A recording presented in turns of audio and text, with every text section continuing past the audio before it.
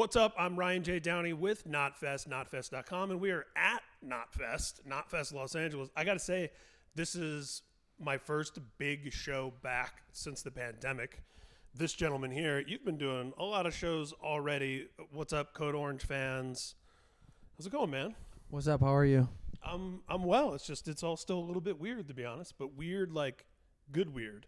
You were saying before we just went on that this is the most people you've seen backstage. Oh, yeah. Like in a minute, yeah. We haven't been allowed to have anybody back or do anything. We've just been backstage. We're not even allowed to watch a show in the crowd at any point. So Wow, even going out in the crowd. you can't go in the crowd. So one of the things I wanted to ask you, I've actually never even been to Banc of California Stadium. It's a gnarly venue. It's super Me either. nice. It's huge.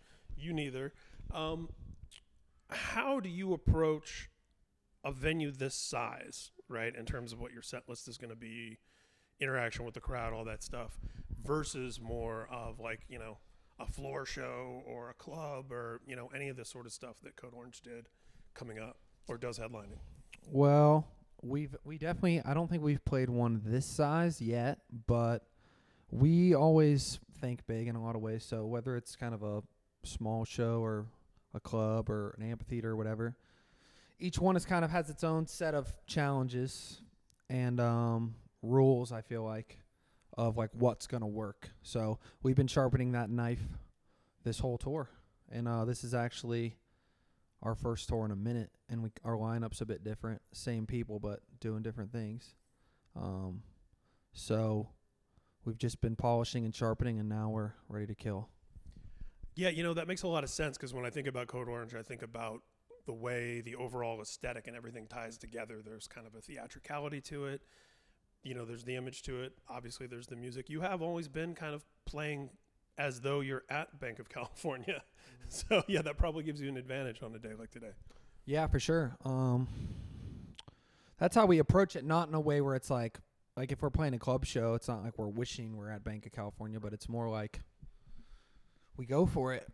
We play big, you know. We swing big. Every move, every song, every video, every shirt. We're not afraid. That's pretty much it. We have zero fear when it comes to any of this shit. We get nervous for sure, but we know we can execute as good or better than anybody, so we're always ready. I want to ask you just a little bit about Pittsburgh and Pennsylvania because some of my favorite bands are from that area, especially in kind of the metalcore lineage. The band Zao is from like Greensburg, just a little bit I know 'em, yeah. past you. Yeah. What were some of those acts that were really seminal for you in that regional area as you were getting into this music? Yeah, well, I mean, a lot of the stuff that influenced us was local. I mean, we were playing with everything when we were kids, from like Caustic Christ, which was like old school punk stuff. People from Behind Enemy Lines was like an old school Killer Crust like hardcore band, to we were playing house shows with noise acts, to we were playing with killer metalcore stuff. Path to Misery was a band that we always played with. A lot of the bands that we would reference are not really bands that ever got out of the bubble. So, I mean, Zayo's obviously out of that bubble. We never played with them. We've grown to know them a little bit since. But most of the bands we were playing with, nobody really knows who they are. But there's a lot of great ones. A lot of great bands in Pittsburgh. A lot of great heavy hardcore bands still that have their own flavor. I think a lot of that is because nobody really was really getting too popular.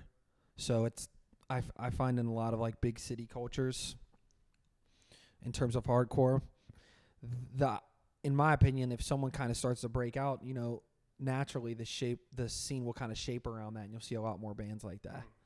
And that just was never a thing where we're at because nobody really does. So allows more of kind of a purity and of identity for each of those bands. For sure. Obviously, Zayo's done fucking awesome stuff but in terms of hardcore, and there's been bands who've like popped up a little bit. There's like I said, there's a lot of great bands coming out right now.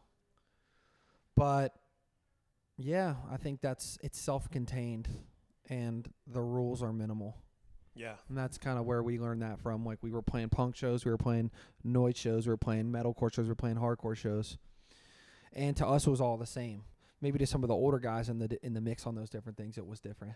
But to us, it was the same. So we kind of ended up, and we were playing rock shows. We had a rock band, singing, everything. So we just ended up pulling those elements together.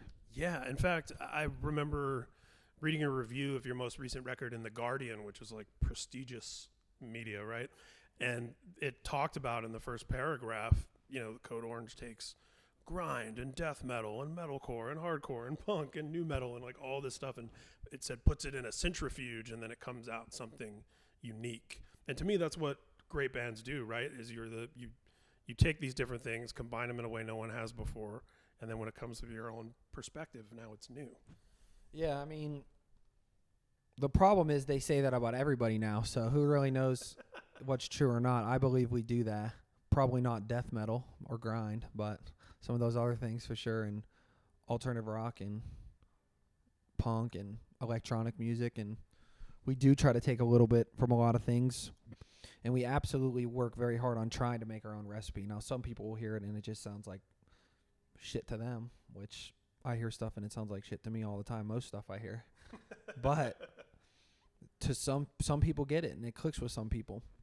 And I think we're definitely 100% without question creating our own path. Absolutely. And when the shit's said and done, even right now, we definitely haven't accomplished the goals I would like to accomplish in many ways.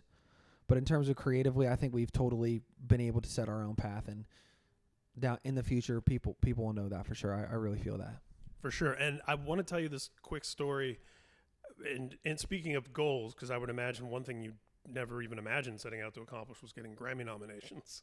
Yeah. Funny Grammy story, and I think it can be told now because the Grammys changed how all this works. But there used to be these committees, right, where they get all these different people from a certain genre to decide where does this go.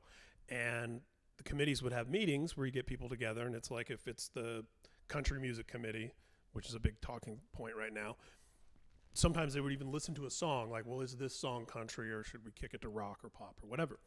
Well, for a couple of years, I was on the metal Grammy screening committee, and it was not the people who pick the nominations, but the people who decide, should this be to metal or should it get kicked to some other genre? It's like maybe a dozen of us in a conference room at the Recording Academy, and Code Orange came up on the list, and there was a discussion in the room. Some people were very familiar, some people weren't familiar yet. And there was a conversation about, like, well, what do they sound like and what is it or whatever. Jose Mangan, shout out to my homie Jose Mangan. They had like an intern in there with a PA system to like play music for us if we needed to listen to something. He insisted that everyone in the room listen to Code Orange. Only band he did that with. Cranked it and then proceeded to jump on top of the conference room tables and play air guitar and sing along and start moshing around. So I always told myself if I ever had the opportunity Let's to tell go, you that. Mangan. Love it. Tell you. That's what we got to do. So yeah. So as soon as I saw It that, worked. that It first worked. Grammy nom, I was like, man. And I think of that as like a quintessential Jose story too, because it's like that's who he is. He's a crazy MF. He's positive. Is he coming? Where does he live out here? He is out here, but I believe he is not in town this weekend, okay. or else he would be here. Oh, he's got a working crazy somewhere energy. else. I respect it. That's cool. I love that. I Same. love that, and I'm glad we can have that effect on people from time to time. Yeah. It's hard, definitely. Industry, the way people are in the industry, that's definitely rare. So Exactly. That's one. It stands out to me as like a true, genuine moment of like passion and fandom and authenticity. I love it. In a place that is on short supply of those things. Thank you, Jose. Indeed. So before I let you go, you referenced already sort of the interband chemistry and some moving of puzzle pieces around and stuff like that. I'm sure you're getting a lot of questions already about having a Portnoy in the band. Not really, no. No, okay. Be the first one. 'Cause Well, we haven't talked to anybody. That's right. Well, I want to ask about the Portnoy lineage. Obviously, I'm a big fan of his dad. From what I've seen, what he's doing with you is pretty killer and insane as well. What has that addition to the band been like for you? He's a great kid. He'll have to earn his keep, and he's already knows that. He knew that coming in. So as long as I love him as a kid. We get along amazing. He's a great drummer. He has his own shit going on, but he just loves Code Orange. Code Orange, he told me, is pretty much his favorite band. Amazing. And it's been. He told me that he wouldn't do any other band. He would have said no to any other band. And I believe him. He really meant it. It wasn't bullshit. So he has to earn his spot, and that's pretty much it. And I say that with respect because everybody should. I've been friends with the other people in the band since I was 12. So every person in the band, the latest I met anybody in the band right now is when I was 14, besides him. So if you think about that, he's not really coming into a band. He's coming into a family. Mm-hmm. He's coming into a cult because people don't even really understand the way we operate. You know, it's this over everything. And there's been many years and many times where there wasn't a lot of rewards to reap, whether it's financially or whatever. And that's because we don't do it for that. We never have. We never will. We do it because we have to do it. We really feel we have to do it. We feel there's a void in this kind of music that needs to be filled that we don't see being filled if we don't do it. So, you know, he knows that. And so we've talked a lot, but first thing first, he's a great kid. He really is. I mean, I was shocked how nice and humble and respectful and just like hard worker he is. He knows how to practice. That's the other thing. And was the trouble we had previously. Because we had I'm not going to dance around it. We had another kid before, and he was a great kid as well. This kid knows how to practice, and he's not playing games. So now we just need to find out. We just need to go through this grinder for a little while and find out what he's made of. And if he's made of it, then we're good to go because I love him, and I think he's great. So last name, whatever it is, doesn't really matter. His dad's great too, though. So far, I've known him for a bit now. And I'm gonna get to know him more and more. We were at his home recently, and they treated us like family. So he has a great family, as far as I know now. And we just have to. People a lot of times have gotten mad at us in the past, like with this whole drummer thing, like put the drummer in this stuff, put the drummer in stuff. It's like you don't know what it's like. This is a family. It's not like I'm sure there's a couple bands, but it's rare. It's not like this with a lot of bands. This is blood. I mean, I lived with most of these guys until last year for 8 years in the house, in the van, and everything. We ship our own merch. We make our own designs. We fucking make our own shit on stage. We do everything. So anyway, long-winded, but I love the kid. No. I hope he makes it. I really do, and I think he will, but we'll see. You never know what happens, so I just don't like to, I don't want to shoot ourselves in the foot, but it's looking great, and that's why I never would have put that up if it wasn't, and it's difficult sitting here right now at Knotfest not to draw a parallel between Slipknot having Max Weinberg's son playing drums, who was a Slipknot fan. Who's a good friend of mine. He's a great person as well. And speaking of him, he has watched our set every single day. Every day. Shout out to Jay Weinberg. There's not one set he didn't watch. Do you know how fucking hard that is on tour? He gets there, and just so everybody knows, we play at the absolute crack acid on every day, early as hell.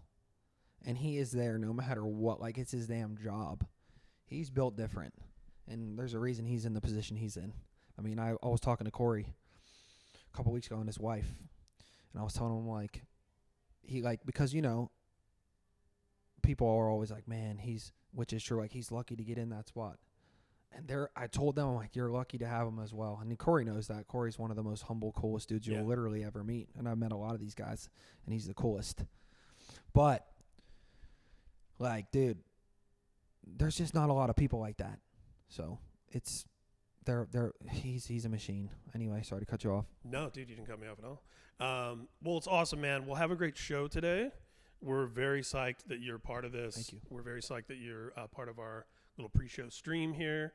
I was really stoked to know that you were going to be coming in and talking because the ascent that you guys have had, and I want to give you some praise as an interviewer because you actually touched on a question that I like to ask a lot, which is, what does your band add to the landscape if you weren't a band?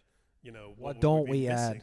What don't we add? A lot of bands can't necessarily answer that question about why, what's missing that they are providing. Well, answering that question comes with a lot of people criticizing you because and that's honestly a cool ass question for one. You should ask everybody that because I'd like to hear what they have to say.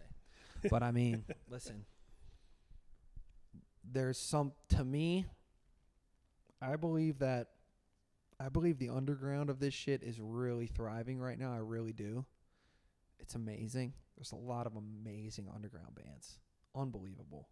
There's a lot of amazing death metal bands and electronic music bands and hardcore bands. There ain't a lot of Slipknots. Right. And I'm going to tell you what. Are we a Slipknot? Absolutely not, because there's only one.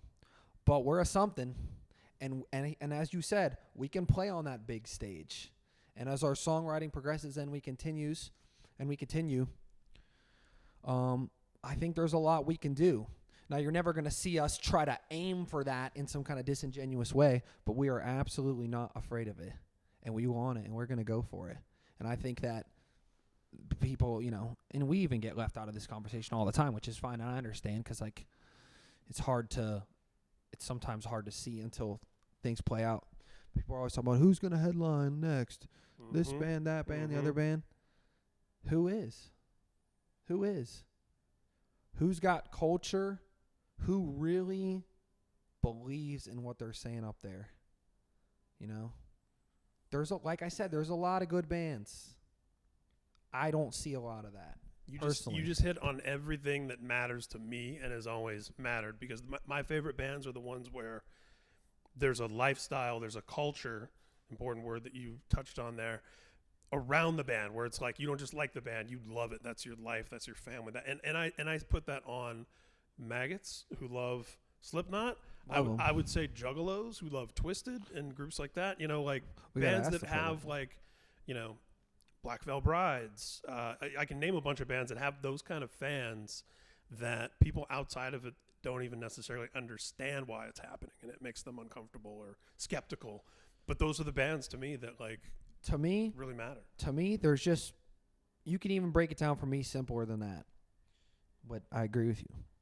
There's a gap, and it's no disrespect to a lot of bands. That's why I'll never go into specifics, because I got a lot of respect for these dudes out here killing it, and they got fans and they're rocking. But there's a gap. There was a time where there was a lot of bands that were not only great but mattered in a sense of cultural relevance. And there's been a very, very large gap, and that doesn't exist anymore. And I'm in no way saying we're the solution to that, but we have no fear of trying to go bigger. Yeah. So how far that goes, the kids tell, and in the industry and all this bullshit tells. But we'll swing for it, and that's pretty much it. I mean, I think in terms of a void, there is a void. And there's a void in terms of that, but there's also a little bit of an artistic void, in my opinion. There's a lot of bands that sound like other bands. And, cue right then somebody saying we sound like another band. But we don't. Well, we sound like a mixture of bands, but we don't sound like any other band. As does every band. As does every band. As does every band, for sure. But I think the internet has brought on a lot of, bands and artists that, see something and then they become that, and that becomes their identity. And I don't think there's anything wrong with that. It's just... it just kind of muddies the landscape a little bit for me personally as a listener. And all I can do as a listener and as an artist is try to be what I want to see. Yes, so we're just trying to be what we want to see. Exactly. And I love, commitment, belief, passion, doing something because you have to, saying something because you mean it. And that's what I appreciate about Liam Gallagher and Oasis. That's what I appreciate about Code Orange. So thank you very much. Much respect. And we really are never trying, you're not going to see me saying, fuck this band, fuck that band, fuck this band. I mean, if they come for us, then I absolutely will do that. But we're not going after bands that we don't like. People who know me and are friends with me know I'm definitely a hater. I don't like a lot of stuff. But you ain't going to see me saying this band, that band. Because we're not really about that. We're not trying to, knock anyone down a peg. We're ready for it, but we're not trying to knock anybody down a peg, It's just more about self-belief and reaffirming that outwardly to the world. And more importantly than imagining shit, is just putting that work in and trying to do something somewhat different. Trying to do something that sounds like what you want to hear and looks like what you want to see. And the shirts, for me, that's a big part of it. The shirts go with that, and the album covers and the videos. And everything is a part of that. It's all part of, my favorite bands personally are just, and artists, it's all one big puzzle to solve, you know? Art is beautiful when it's you're just fitting puzzle pieces, and it locks into something eventually when it's all said and done. And we really strive at that. You know, we strive at that. We've lost a lot of money trying to do that, and we've put in a lot of work trying to take control so much to do that as well. So that's what this all means to me, more than making the next album or getting the next check, whatever small that is, or getting the next accomplishment. It's just like building this body of work that we can just look back on and be like, damn, like we did something, and that's it. Yeah, man. Well, I tell you, I'm working more and more every day to try to define myself more by what I'm about and what I stand for versus what I'm not and what I'm against. And I see you putting that energy out there into the world as well. I got to work on that too. I'm against a It's lot. a struggle. It's a struggle. I feel like most of my life was about what I was against, and now dude, it's like, most of my life's but about. what am I for? You know what I mean? Depends what kind of day. It depends how I wake up. I'm a Gemini, so two sides. I'm Scorpio. My birthday is the day after tomorrow, so let's go. We're passionate, and we can also be some negative sons of bitches. I can be negative, man. That's something I've really been struggling with for sure. Like I see things and my mind processes it differently, I think. And we're also we can definitely be like competitive. When I watched like The Last Dance or something, I'm like, that's exactly how we think. Yeah. I mean, it's or not bodied. We or certainly 8 Mile. ain't. We certainly ain't them, but that's exactly how we're just built like that. We try to deny I love it. rap battle. It's one of my favorite things about hip hop is I love it. beef I love and all that. going back and forth. I mean, but like I said, we do try to keep a lid on it because I know that at the end of the day, it's like with bands, it is different. The kids take it differently. Mm-hmm. The kids can't handle it. No. I mean, they freaking have a meltdown. You can't even go for anything, which I get. So we approach it cautiously. And also it's like, dude, here's the thing. There's a lot of these bands out here who I'm not going to listen to. But if I walk down that hallway, and bands will tell you this because I've had these conversations with bands. You can ask them. If I walk down that hallway and there's a respect there and I'm out here saying XYZ about a band, I can't look myself in the mirror because I'm going to shake that man's hand if he has respect for us. You know what I'm saying? Yeah. So it's a dangerous game. It's a dangerous game, that one. But I don't know. I feel like we try to keep a lid on all that, and we just try to use what we like as fuel to make something better. And it needs to go that way because we're like, you know, we're a bit cursed in that regard. It's like the negative stuff does fuel us in a way, but it also does hinder us, and it has hindered us in the past. Yeah. Well, I say leave it on the stage. We That's try. the best place for it. I try.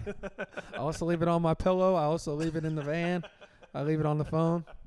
I try, though. I love it. Well, dude, thank you so much for Thank spending you. time with us today. Looking forward to catching Code Orange. This is the last stop. Last show. We're ready. We're excited. Last show. Crushing it.